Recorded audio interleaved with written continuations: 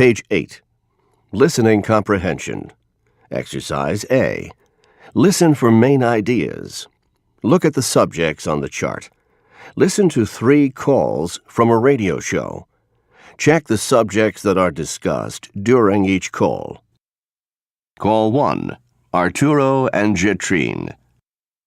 Good morning, world. This is Millicent McKay in Brussels with today's Worldwide Cultural Literacy Update. If you're new to the program, here's the format. In the studio, 3 people take your phone calls and answer your questions about etiquette in their countries. Today's guests are Jetrine from Thailand, Nadia from Dubai in the United Arab Emirates, and Sujit from Nepal. We're all first name here, so let me welcome Jetrine, Nadia, and Sujit. Sawadee krap, Millicent. Good morning. I'm Jetrine from Thailand. Hello, it's nice to be with you. I'm Nadia from Dubai. And good morning, Millicent, Jetrine and Nadia. Sujit here from Nepal. Okay, let's get started. I see our first caller is on the line. Hello, Arturo from Montevideo. You're on the air. Good morning. Actually, good evening. It's 10:30 at night here in Montevideo. But here's my question. I'm traveling on business to Thailand next month, and I'll be working with Thai business managers from my company. What should I know? Hello, Arturo. Jetrine here. Just a couple of things. First, a taboo. Don't touch anyone's head, not even a child's. Well, I don't ordinarily touch people's heads, but if you don't mind my asking, what's wrong with touching someone's head? Well, we believe the head is where the person's soul lives, so it's very disrespectful and offensive to touch a person's head. Any other tips? Well, when you are seated, be sure not to cross your legs in such a way that others can see the bottom of your foot. Actually, I knew that. But don't worry, it's good to be reminded. I do have one more specific question before I hang up. Sure. What's that? In Uruguay, it's customary to shake hands, and I know Thai people greet each other with a Y. Will it seem impolite for a foreigner to do the Y? And what happens if I don't do it right? Will that be offensive? Absolutely not. Just put the palms of your hands together on your chest and bow slightly. Say Sawadee krap. For the women listening, you say Sawadee ka. You will warm our hearts with that.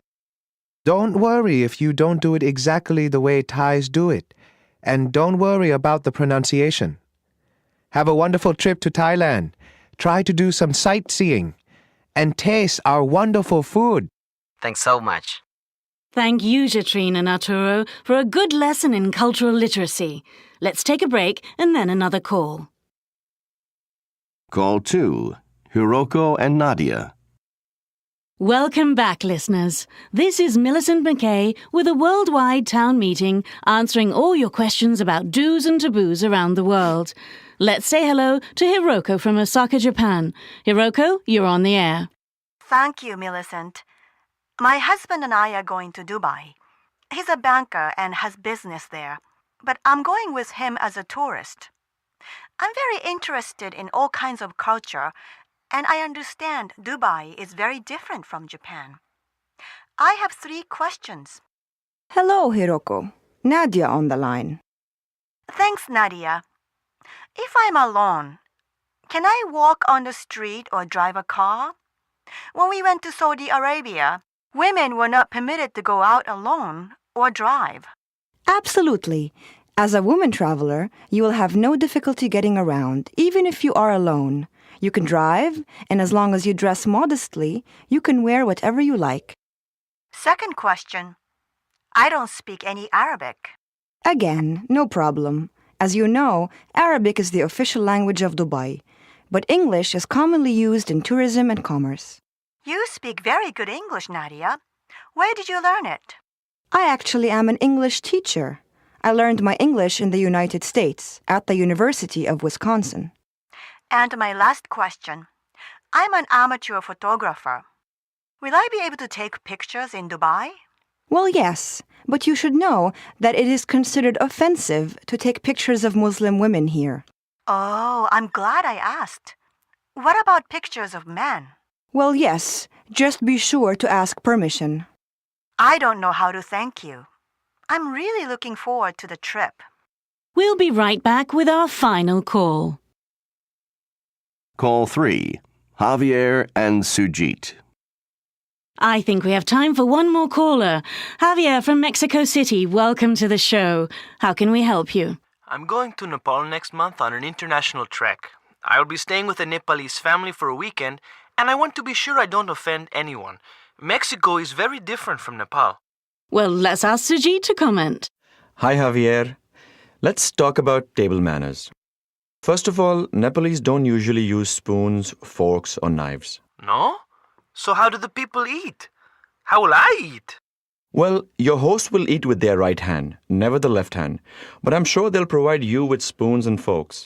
If they're welcoming foreigners into their home, they'll want you to be comfortable. But remember one important taboo. Beef is strictly forbidden as a food in both Hindu and Buddhist homes. Our typical food, however, is wonderful and very flavorful and healthy. That's great, because I'm Mexican, and we have great food in Mexico too. I love good food when I travel. Sujit, I'm very interested in culture, but I don't know much about Hinduism and Buddhism. What can you tell me? Well, if you visit a Hindu temple or a Buddhist shrine, you must remove your shoes, or if you prefer, you can wear open sandals. Check first, in some Hindu temples, non-Hindus can't enter. And very important, don't take leather things near the temple. And if you want to take a picture, be sure to ask before using your camera. Thanks so much. I feel very prepared now. My pleasure. Well, that's all we have time for today. Until next time, this is Millicent McKay in Brussels, reminding you that in today's world, cultural literacy is an essential survival skill.